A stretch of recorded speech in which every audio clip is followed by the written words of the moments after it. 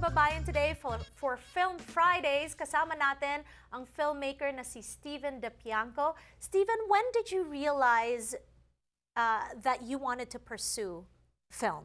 Yeah, I was in high school and wasn't going to parties or basically having much of a social life at all, and was watching a lot of movies and really impacted by the movies I was seeing. And what movies were these? What are the films that really impacted you to become a filmmaker? So I was watching classic films like The Godfather and The Graduate, and then sort of at the time independent cinema was really on the rise.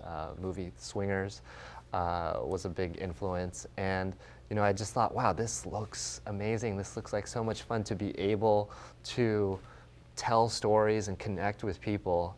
Was exciting to me, and I thought this is something I really want to pursue. Okay, so in terms of filmmaking, are you a director? Are you a producer? In what realm do you really identify with and have a passion for? Yeah, and it's certainly evolved over time. I would say that I went to NYU for graduate film school, and what did you take as an undergrad? Undergrad, I studied sort of international relations, and so haven't done nothing with that at all.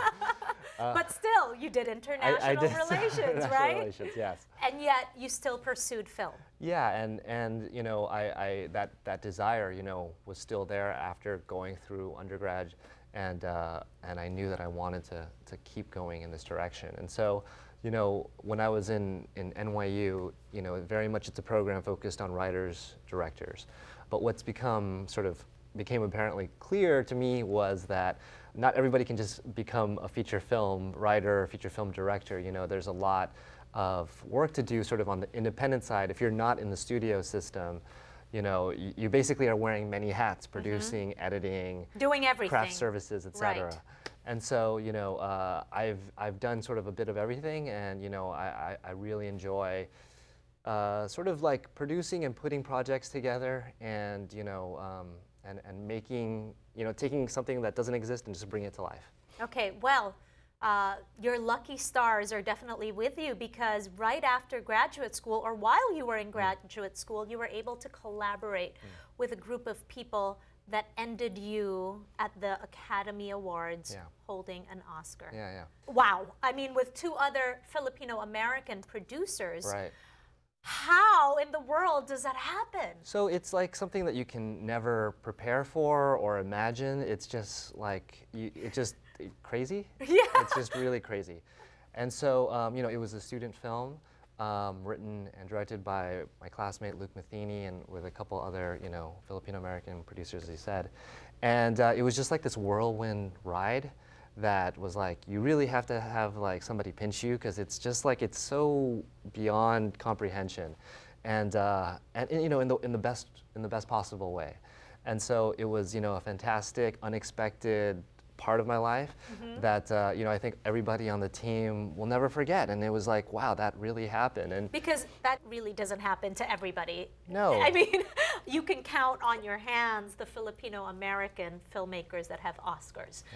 Matthew Libatique, the cinematographer, Gigi, one of the producers you were with, Stephanie Walmsley. So, my goodness, how lucky are you?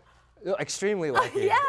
Extremely lucky. And I think that, I think what that project really speaks to me about when I think about that project was the collaboration, really coming, a lot from Luke, and really building this environment of collaboration, and really, pooling different people's talents together. And when that happened, something special was created. Okay, so what advice can we give to aspiring filmmakers out there that really want to pursue this passion, but are obviously scared because it is very unsure, Right. How can we encourage them to pursue their dream?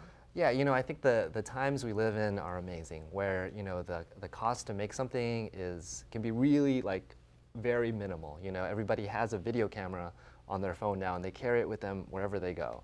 And so, the best, advice I feel I can give at this point to somebody just looking to get started is to just start creating.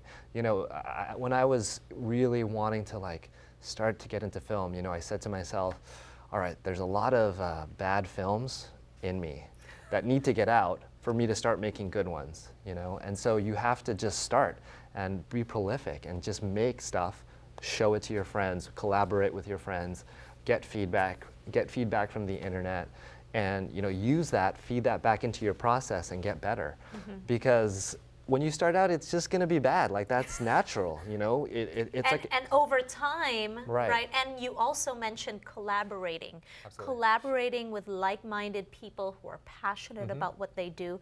And sometimes when the elements get together, Right. you're able to create something really spectacular when you've got a really solid group Right. where everybody kind of knows what they're doing. And honestly, it takes work. It takes work to find those collaborators. You know, there's some people who you might work with and you just don't see eye to eye. You don't have the same vision of the world. And so, you know, it takes effort to build that community, to find those people who you can really, you know, build together with. Yes, and I know that you have found a partner with Patrick, who is your co-collaborator in the National Film Society. Yeah. Over 100 webisodes. Yeah.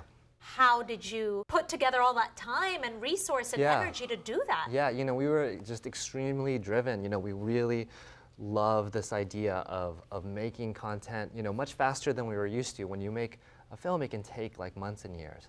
And when we were producing, you know, on a regular basis for our YouTube channel, we were putting out a video every week. And so having that schedule really kept us, and suddenly we looked up and we said, wow, we have a lot of videos here.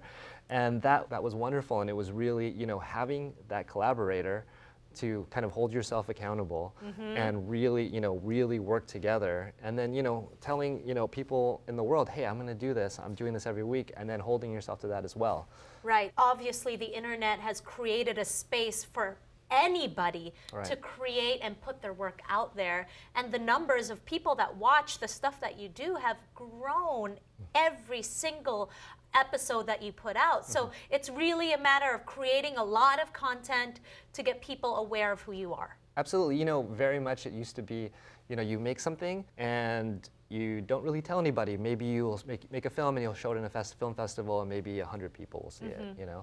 And But so on the internet. On the internet, it's open and there's, you know, it's very public what you're doing, you know, and yes, it's scary, but at the same time, it's just so wonderful to get that feedback, to get that validation, encouragement, you know, that keeps you moving forward and getting better. All right, well, now you are with Ovation TV. When we return, we're going to be talking about his new position.